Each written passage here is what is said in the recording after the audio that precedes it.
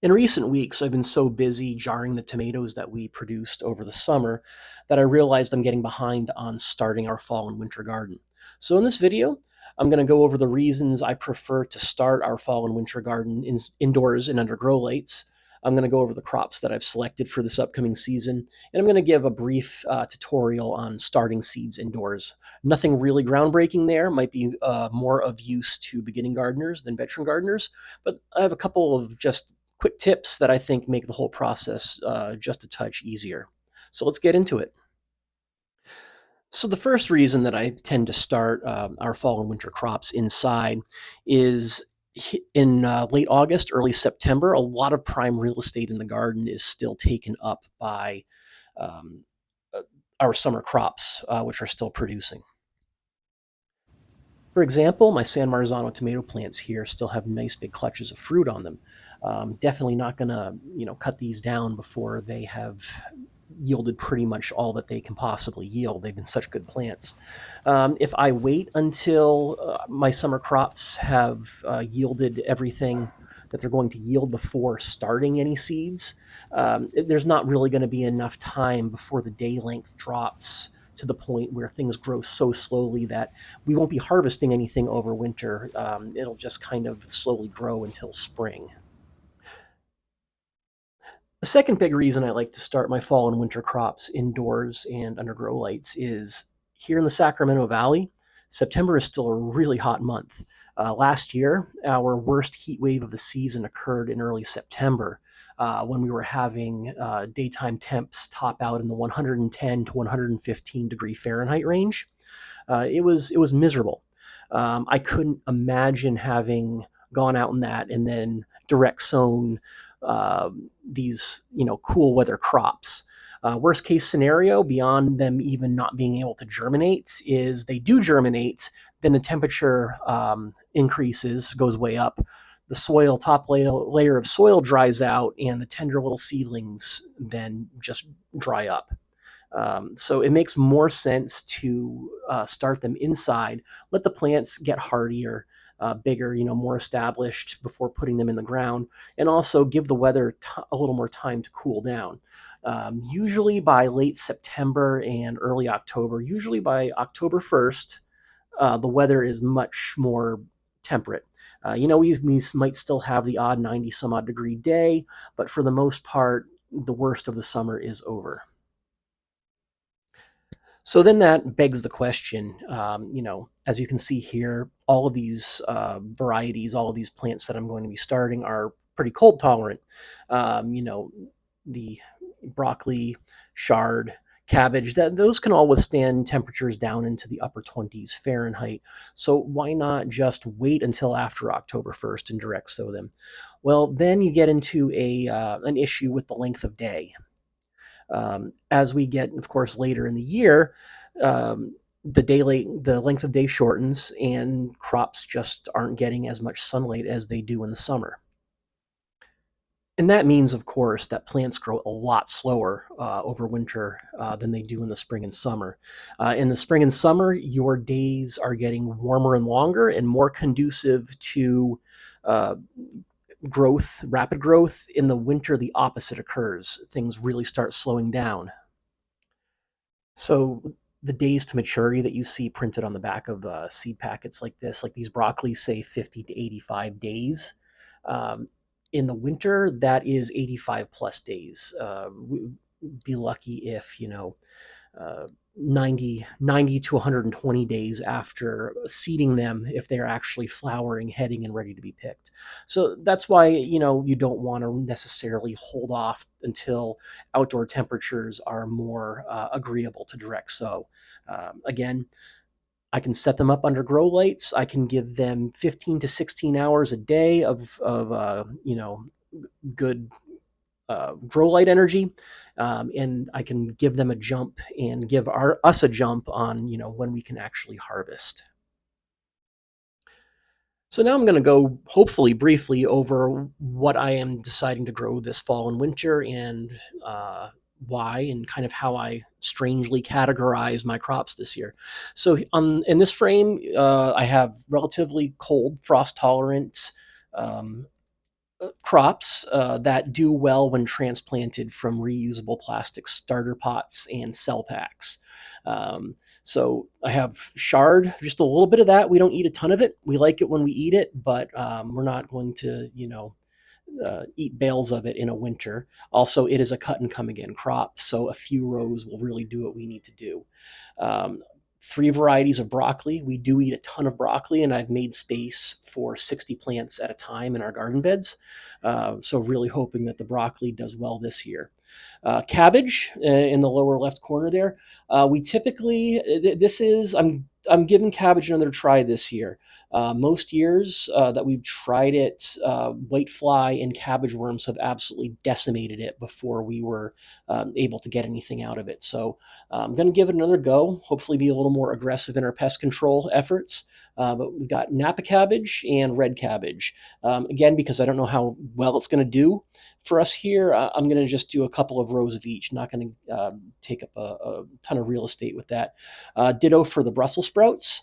Um, Again, that was another thing that we've tried in the past, and it just gets destroyed by pests. But being more hopeful this year, we do love Brussels sprouts, so I'm going to do a small experimental amount of Brussels sprout this year. And finally, of course, we have spinach. I love spinach, particularly cooked into various dishes.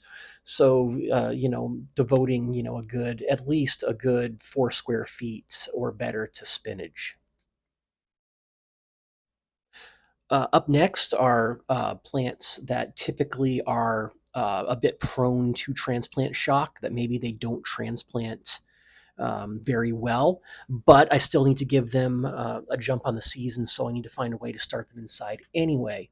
Um, so the solution, of course, is biodegradable pots, and the most commonly known is peat pots, which I don't particularly care for, and I'm trying some other biodegradable pot options this year, and I'm going to actually do a whole, hopefully short um, uh, video on comparing the different available kinds of biodegradable pot.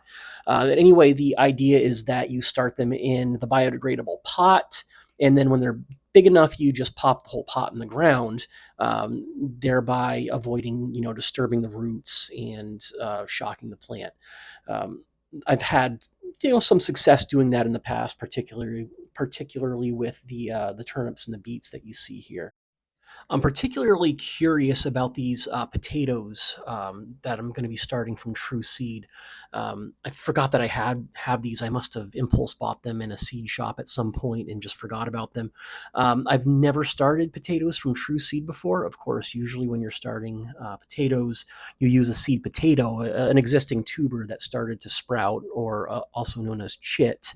But I'm just kind of curious to give it a go this year. In fact, the instructions in the back say to start these inside, and it looks like they take a tremendously long time to mature, if they will at all. I don't honestly have high hopes that these will give me anything, but I'm just really curious to try. So I'm going to cross my fingers, put them in a container outside, and keep the frost off them, and kind of just see what happens there. Up next are crops that either have to be direct sown or grow so fast, uh, even over winter, that there's no real reason to start them under grow lights and take up precious space there, like the lettuce and mesclun mix. If last year is any indication, I can start those direct sown in October. We'll start harvesting fresh salad greens by November, and they'll last all winter. The leaf lettuces are pretty frost tolerant. My carrots, I wish that I could direct sow the carrots, just because they take forever to grow over the winter. But I have not read about or found a good way to start carrots inside and then transplant them. So the best I'm gonna be able to do is keep them on the patio to take advantage. It's a very sunny patio. Hopefully, the warmth will stimulate growth a little bit, and I'm just going to start them in a few pots there as soon as the weather's cool enough. Finally, there's also radishes here. We don't eat a ton of radishes, a salad here and there, a little bit of pickled radish for certain dishes. So we're just doing a handful of each kind. And again, they grow and mature tremendously fast. So there's no real reason to start those under grow lights either. All right, the final category of stuff I'm growing this fall and winter are more traditional or vegetables that are more traditional for the summer season, but I'm trying an experiment anyway. Those bush green beans there, they yield fast. It says it's like a 58-day yield time on those. And that's just because my asparagus beans, I kind of neglected them this summer, and we didn't get many at all. So I like to try to get, a good amount of green beans before the frost hits and kills these. So I'm going to plant a handful of these bush French fillet beans here. The tomatoes and cucumbers at the top there, these are going to be a long shot experiment to see if I can get um, a full garden fresh salad out of our garden over the winter. Typically, what happens is the summer is too hot for the kinds of salad greens that my family and I like. They bolt or just die outright in the summer heat, and the winter is too cold typically for things like tomatoes and cucumbers. These here, however, are very fast yielding bush varieties. The tomatoes there, it's a patio variety. It's actually called patio, a dwarf cherry tomato variety. I've experimented. I already have one going, and I like how it's working so far. And the cucumbers are a bush variety cucumber. So my idea is I'm gonna put two of each in pots out on the patio. I'm going to rig up some frost covers for them, maybe put some black fabric down, in the vicinity to kind of keep the temperatures up. And I'm going to see if I can finally get a full garden fresh salad out of our gardens. Um, Not too confident it's going to work out, but why not try? Now that I've rambled on way too long about seeds, I'm just going to give a quick little tutorial on how I start seeds in pots. Again, there's nothing probably groundbreaking about any of this. It's just a couple of little things that I've learned that make life just a touch easier.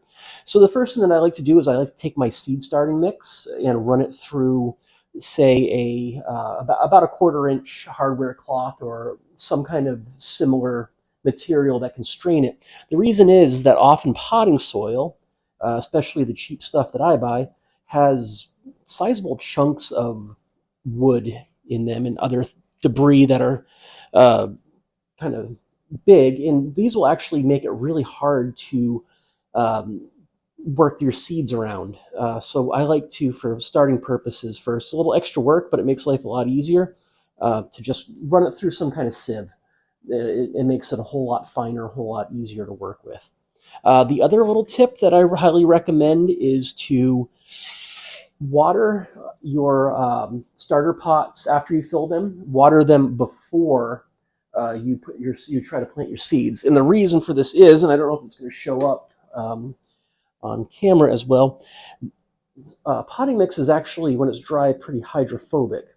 So when you add water, a lot of that debris, a lot of stuff is going to float to the surface. This can disrupt your seed. It can actually totally lift your seed out of place, and you're never really fully going to know, where it lands again. Also, the other thing that you're going to want to do when you fill them, making a little bit of a mess here, leave about a half-inch headspace. Don't pack your pots all the way to the top, or otherwise, you're going to get a lot of overflow problems when you try to water. Now it's just time to plant the seed. It's pretty much common sense. You pay attention to what it says in the back of your seed packet. For instance, these are supposed to go down, plant them about a half-inch deep.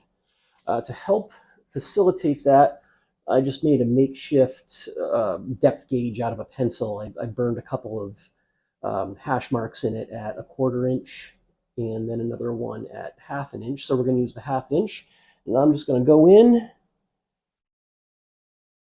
to the appropriate line And grab a seed out of the package here. These are tiny, so this might not show up great on camera. Single broccoli seed. And then I just kind of pinch everything closed like that and pat it down a little bit. And that's it. Now I just have to do this in one manner, one fashion or another 100 some odd times, and I will have the entirety of my fall and winter garden started. Here's what I was doing instead of starting my fall winter garden. This represents, or this is what 10 gallons of tomatoes reduces down to, almost as disappointing as the sap to maple syrup ratio. Also, this took me about 8 hours on a Sunday. I'm definitely not a canning superstar. Anyway, thanks again for watching if you did. And I have quite a few more videos planned in the upcoming weeks as I start the fall garden.